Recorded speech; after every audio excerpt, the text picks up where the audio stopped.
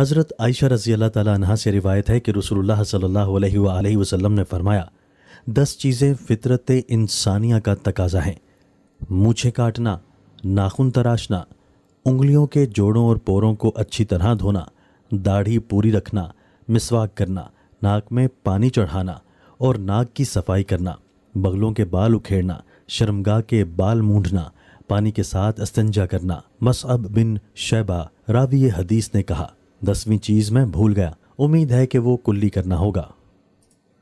حضرت علی رضی اللہ تعالیٰ عنہ نے فرمایا کہ رسول اللہ صلی اللہ علیہ وآلہ وسلم نے سونا اپنے دائیں ہاتھ میں پکڑا اور ریشم بائیں ہاتھ میں، اور فرمایا بے شک یہ دونوں میری امت کے مردوں پر حرام ہیں۔ حضرت علی رضی اللہ تعالیٰ عنہ سے روایت ہے،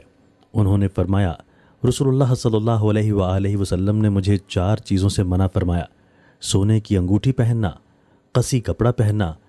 قرآن مجید رکوع کی حالت میں پڑھنا، اور ماں سفر قسم سے رنگا ہوا کپڑا پہننا۔